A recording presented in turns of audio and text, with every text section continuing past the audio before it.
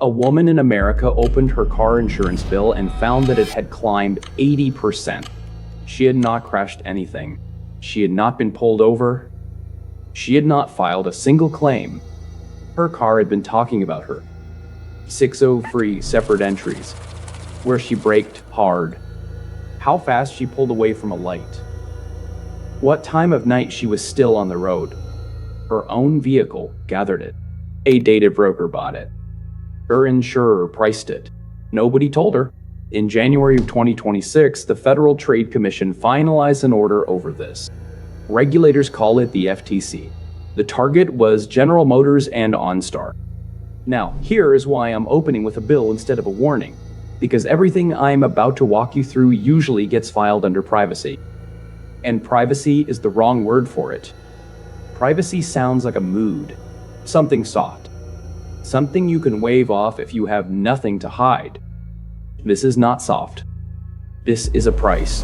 Somewhere in the last 10 years, something reversed. The arrangement between you and nearly every company you touch. You used to purchase a product. Now, in a growing share of your transactions, you are as product being priced, and no one handed you an invoice. So that is what we are building today. The invoice. Line by line, real numbers from sources I will name. What convenience actually charges you? In dollars, in leverage, in choices that used to exist and no longer do. And at the end, 3 things you can take back tomorrow morning. Not by burning your phone. Not by moving to another continent. Something more useful than that. Let's start where every one of these stories starts. An ordinary Tuesday. You already know this Tuesday. You lived a version of it last week. You pull into the grocery store you have used for years. Same aisles, same layout. You collect what you came for. You walk to the front. Every lane is a machine. Not most of them. All of them. You scan your own items. You bag your own items. You tap. It beeps. You go. 4 minutes, door to door. You did not speak to one human being. And something else happened that almost nobody names out loud. You just worked a shift. Unpaid. 4 minutes of it. Scale that across the country. Millions of hours of labor just migrated off the payroll and onto the customer. That is not a conspiracy. That is an efficiency. But it is also a transfer. Out of their column, into yours. And the labor is not the only thing that moved. The risk moved too. When a cashier missed an item, that was a training issue. Their mistake. Their employer's problem. When you miss an item, that is a theft allegation. Your mistake. Your name. People have been dragged into court over a forgotten $2 item they never intended to skip. Parents have taken their children with them to those hearings. Read that sentence again and tell me it sounds like progress. The store cut its payroll, handed you the scanner, and handed you the liability along with it. You were not promoted to employee. You were promoted to suspect. Keep going. Later that week, you need something handled at your bank. You drive to the branch you have used since you moved here. There is a notice on the glass. That location is closed. The nearest one is now a longer drive. Bank branches in this country peaked in 2012. Since then, close to 15,000 have closed on a net basis. That figure comes from the Federal Deposit Insurance Corporation. 15,000 doors. Behind almost every one of them stood a person holding 2 things you cannot download. Context about you. And the authority to act. Somebody senior enough to weigh your situation, read your face, and decide on the spot. That person is not inside the app. The app can move your money. The app cannot make an exception for you. Hold on to that pattern. It is going to repeat for the next half hour.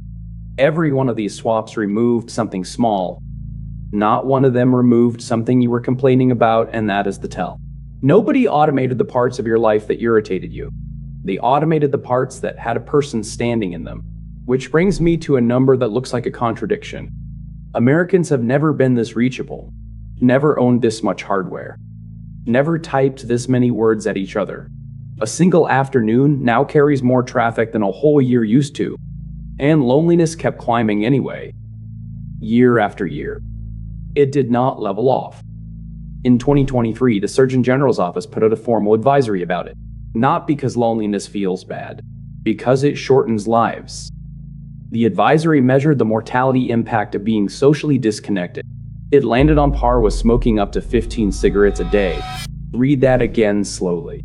Not up to 15 cigarettes because you're stranded on a mountain. Not because of some catastrophe. Because of the slow subtraction of ordinary contact. The nods. The two-sentence exchanges. The person who recognized your face. Researchers have a name for where that contact used to happen. They call them third places. Not your home. Not your job. The rooms in between. The hardware store. The counter at the pharmacy. The bank lobby. The diner where the waitress already knew what you wanted. Nobody defended those rooms because nobody thought they were doing anything. They were doing everything. They were connective tissue. You never noticed them. You never notice a floor either. Not until it gives out. And here is the part that should interest you specifically. This is a money channel. I am not going to hand you a sad feeling and walk away. Those rooms were not just where you felt human. They were where you had leverage. The pharmacist who could tell you a cheaper equivalent existed. The mechanic who told you the repair could wait a year. The teller who reversed a fee because she recognized you. That was free advice from people with expertise and no algorithm sitting between you. Now that advice comes from a screen that is paid by someone else. Think about what that does to your finances over a lifetime. You did not just lose company.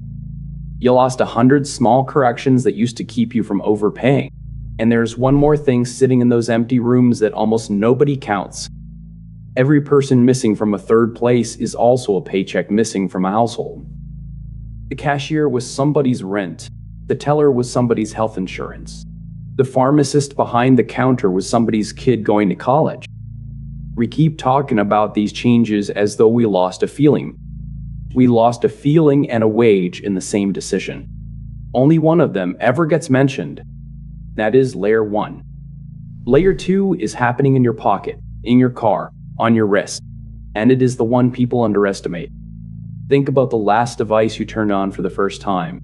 Before it did anything for you, it asked for something from you.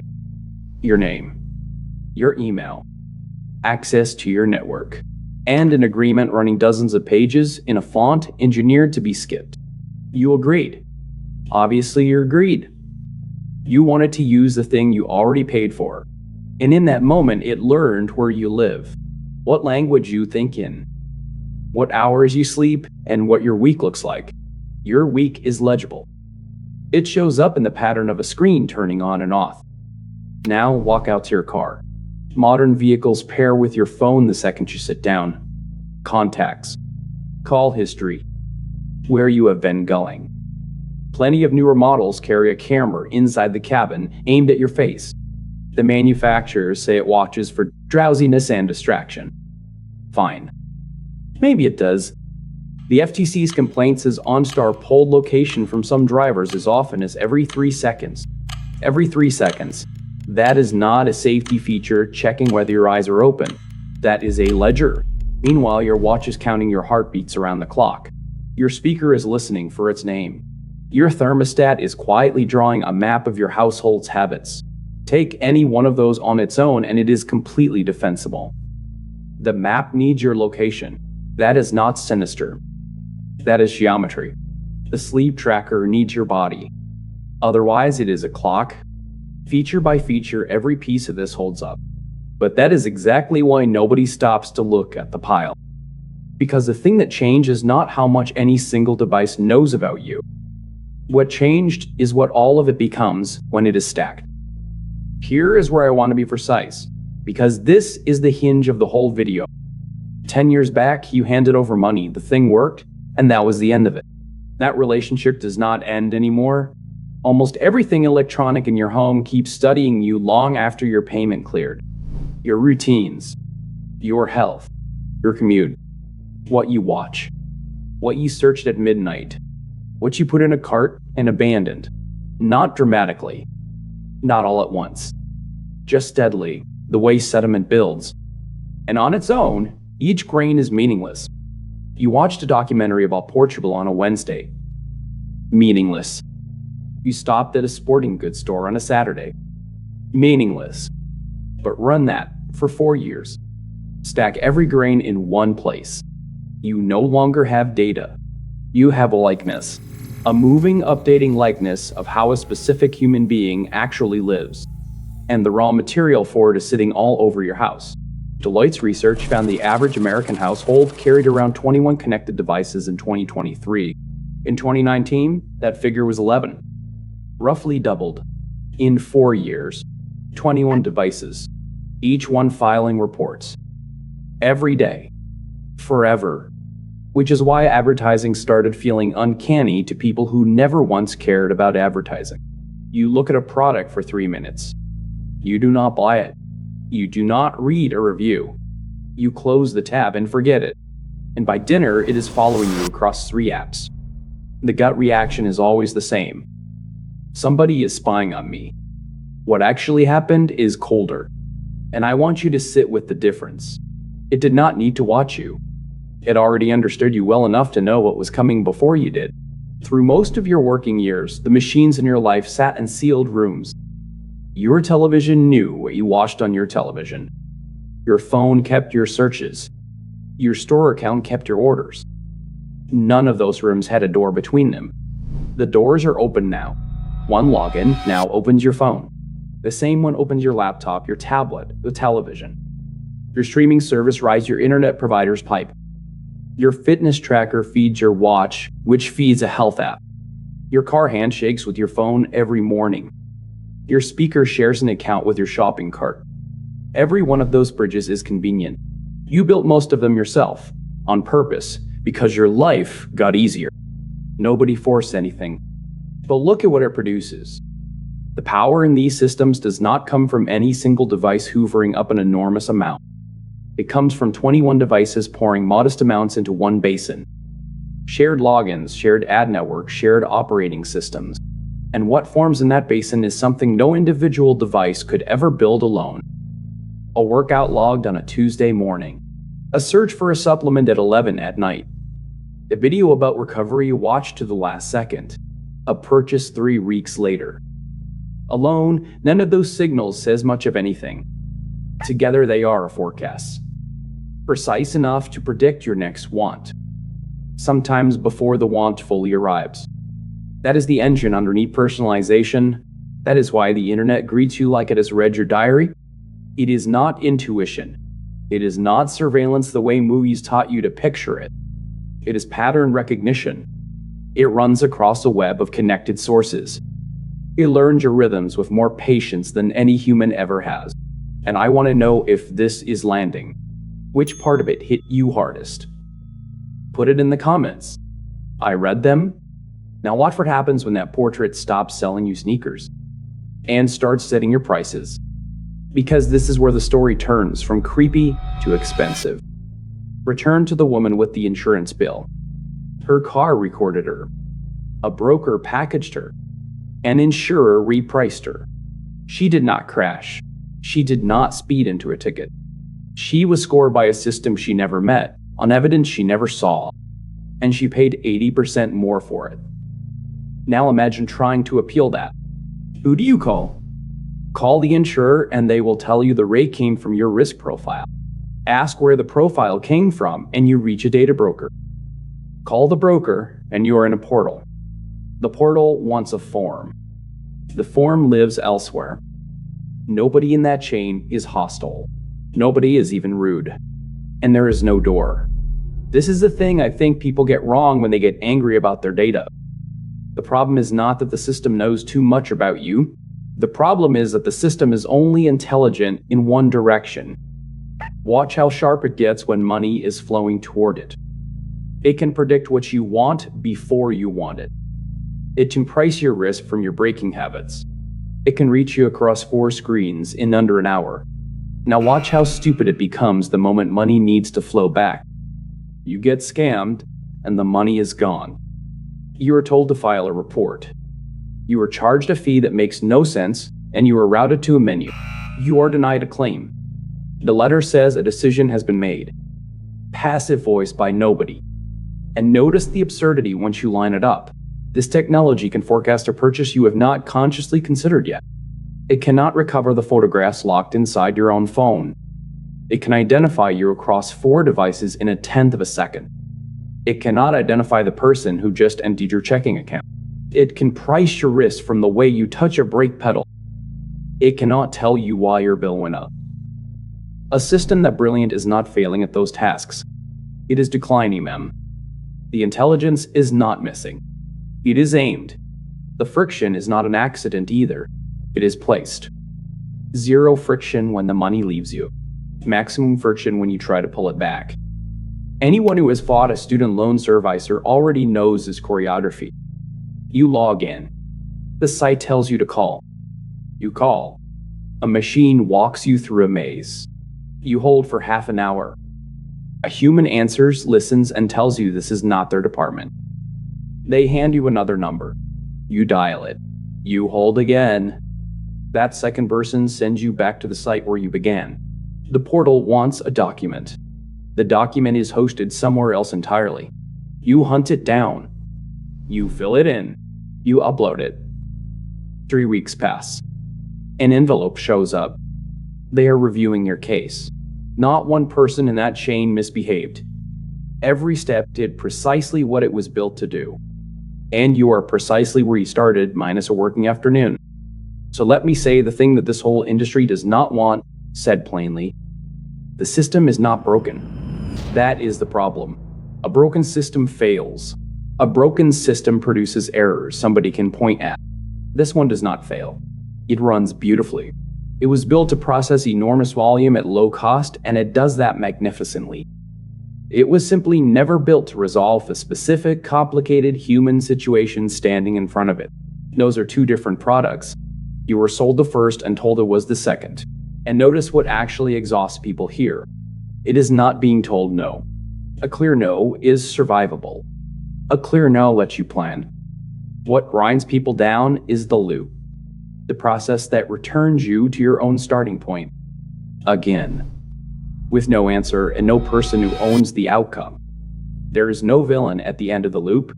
There is no one at the end of the loop. That is by design. And it is cheaper. Now let me show you why this matters more than any privacy argument ever will.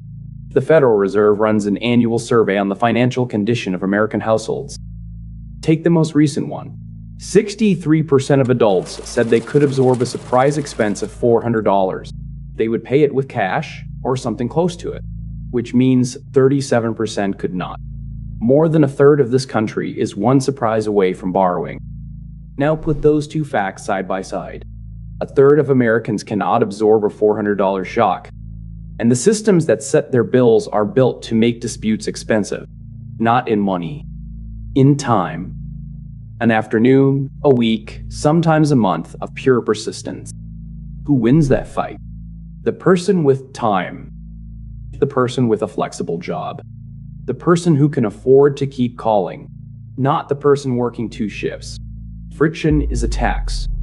And like most taxes that nobody voted for, it lands hardest on the people with the least. Which brings us to the invoice I promised you. Step back from the loops and the loneliness and look at the receipt. Picture a completely normal weekday morning in this country. You wake up and your phone reports on how you slept. It gives you a score. Like a teacher. You get in the car. It unlocked before your hand touched the handle. It recognized you coming. Your music resumes exactly where you abandoned it. Your navigation already knows the route and offers the fast one. You tap your watch for coffee. You walk into lunch. The restaurant already knows you. Your discount is applied before you open your mouth. Every one of those moments is better than what it replaced. I am not going to pretend otherwise. The tap beats digging for a card. The route saves you 10 minutes. The app remembering you saves you from explaining yourself for the 50th time. Nobody forced any of it on you. You adopted these tools because they work. So here is the question almost nobody asks while setting them up. What is the actual price? Not the sticker price. Most of these features arrive free, bundled, or standard. Start with the part that is on a receipt because people assume this is the small part. Deloitte's 2025 survey found something useful. American households spend about $183 a month on digital services and subscriptions. $183 a month. That is $2,196 a year. Before you had bought a single device. On devices, that same research puts household spending near $896 last year, up from $764 the year before. So call it roughly $3,000 a year, visible side only, just to stay current. Now add the invisible side. The map wants your position permanently. That is the exchange. The sleep tracker wants your body all night. That is the exchange. The car wants to pair with your phone and log how you handle a corner. That is the exchange. The rewards app wants everything you buy, how often you show up, the rhythm of your spending. That is the exchange. None of these trades is theft. Each one hands you something real in exchange. But a trade you cannot see is a trade you cannot price. And a trade you cannot price is one you will always overpay for. That is the whole game, and it took me a long time to say it that simply. There is a term researchers use for the machinery behind this. They call it the attention economy. The logic is not complicated. The platforms you use for free earn their money selling advertising. The value of that advertising rises with the precision of the prediction. A better guess about you is worth more money. So every serious platform has a direct financial reason to understand you. Deeply. More deeply than a friend ever bothered to. More deeply than a spouse or the person who signs your paycheck. Not because anyone hates you, because comprehension is the product. That is the source of the coupon that appeared the week you needed it. That is the recommendation that felt a step too accurate. That is not a glitch in how the system works. That is the system working. And the reason most people never examine any of this is not stupidity or apathy. It is that the whole arrangement was engineered to be invisible. The trade is folded into the setup screen. The consent is buried somewhere nobody reads. The data leaves your house through a wire you never see, priced by a market you cannot enter. You cannot evaluate a deal you do not know you are in. The smoothness is not a bonus feature. The smoothness is the mechanism. If this is landing for you, a like helps. It carries this to people who have felt all of it and never had the language. Now let me get to the part I actually built this video for. There is a common reaction to everything I have just described. It is the most popular one. I think it is a trap. The reaction is retreat. Throw out the smart devices. Cancel the accounts. Go back to a flip phone. Pay in cash. Some people go further and leave the country entirely. I understand it completely. Some people who do it are genuinely happier. I do not doubt them. But I want to say the quiet part. Full retreat is a luxury good. It has a price and only some people can pay it. Think about who actually cannot opt out. The person who cannot skip the loyalty app? That discount is the difference between groceries and no groceries. The person who cannot leave the digital bank. Their branch was one of those 15,000. It closed. The driver who cannot refuse the telematics program. Refusing costs a higher premium. The higher premium is not affordable. The worker whose schedule lives inside an app. The platform tracks their route. Decline the tracking and you decline the income. Opting out of surveillance costs money. Sit with that sentence because it inverts everything people assume about this topic. We talk about data collection as though it lands on everyone the same way. It does not. The wealthy household can pay cash, skip the loyalty program, and eat the higher sticker price without flinching. The household running a thin margin cannot. It needs the discount, the app, the score, the streamlined approval. So the tracking follows the people who have the least room to refuse it. Convenience, in other words, is a regressive fee. The less you have, the less you can afford to say no to it. And a fee nobody prints is a fee nobody protests. When the loudest advice is burn it all down, something specific happens. The people who cannot afford that advice hear one message. They hear that there is nothing for them. So they stop looking. They shrug. They call it all a plan by somebody powerful, and they carry on paying. That is the real cost of the retreat fantasy. It does not liberate the people underneath. It just tells them the exit is upstairs. There is a third path, and it is not glamorous, and it works. You do not need to leave the system. You need to stop letting it decide for you before you have decided for yourself. So here is the protocol. 3 moves, all free, all doable this week. Move 1. Pull your own file. The data brokers holding your driving record will show it to you. LexisNexis and Verisk both maintain consumer request channels because federal law requires it. Request your report. Read what your car has been saying about you. If you drive a General Motors vehicle built since 2016, this is not hypothetical. That is the exact pipeline the FTC ordered shut. Then open your car's app and your phone settings. Switch off every driving score and smart driver feature. Every telematics option you never consciously asked for. That is the single highest value hour of admin available to you right now. It is worth real dollars. Move 2. Convert every invisible trade into a visible one. Once a month, open a subscription list on your card statement. All of it. Every recurring charge. Remember the number. $183 a month on average in this country. That is not a small leak. That is a boat with a hole in it. Cancel what you have not touched in 90 days. You will not miss it. You have not missed it yet. And when a new device demands an account before it will work, pause. 10 seconds. Then ask what it is actually buying from you. 10 seconds. That is the whole discipline. The system's entire advantage is that you never pause. Move 3. Decide before you are targeted. This one came from a viewer, not from me. It is smarter than most financial advice I read this year. Write the list before you open the app. Know what you are buying before the store knows you are coming. An algorithm can shape a want. It cannot shape a decision that was already made. That sounds almost too simple to matter. It is not. Every prediction engine in this economy runs on one assumption about you. It assumes you arrive undecided. It assumes the gap between wanting and buying belongs to whoever reaches it first. Close the gap yourself, and the whole machine has nothing to grip. That is your leverage. It is the one kind they cannot buy, sell, or score. Now let me widen this out. I do not want you leaving here thinking this is only about apps. The Federal Reserve also asks Americans whether their retirement plan is on track. 35% of non-retirees say yes. Roughly 1 in 3. Look at that number next to everything we just covered. You live inside systems that can predict your next purchase from your gym schedule. And 2/3 of the people inside those systems cannot see their own future. The machine has extraordinary vision pointed outward at you. You are the one being asked to fly blind. That asymmetry is not a side effect of the technology. That asymmetry is the business model.